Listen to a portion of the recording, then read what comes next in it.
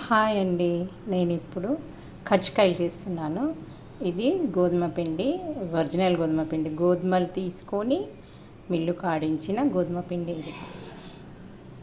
1 cup గోధుమ పిండి, మైదా 1 cup తీసుకుంటున్నాను. 2 బాగా కలుపుకోవాలి.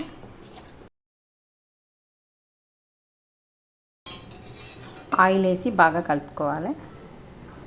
కజ్జికాయలలో స్టఫ్గా పెట్టడానికి 1 గ్లాస్ చక్కెర, ఇదిగోండి అదే గ్లాస్ తోటి నువ్వులైనాక కొబ్బరి పొడి, నువ్వులు, చక్కెర వేసాక బాగా కలపాలి. కొద్దిగంత సాల్ట్,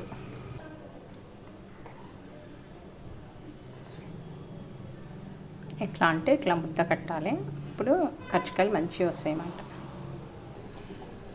మెత్తగా తడుపుకోకూడదు, మరి అంత గట్టిగా తడుపుకోకూడదు, మామూలుగా. ఇది మొత్తం 1/4 కేజీ పిండి నాకు ఆర్డర్ వచ్చింది కజ్జికాయలు. ఇదిగోండి కారం అప్పలు కూడా ఆర్డర్ వచ్చింది. ఇవి చేసినాక అవి చేయాలి. పిండి మొత్తం తడిపినాక ఒక 10-15 మినిట్స్ పూరి పిండి అంతా తీసుకొని పల్చగా రాకాలి. పల్చగా రాకినాక 2 స్పూన్స్ అంతా ఇది పెట్టాలి, స్టఫ్ లాగా ఉంటుంది.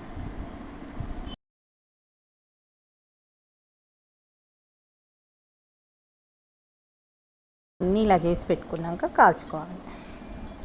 ఆయిల్ కాగింది.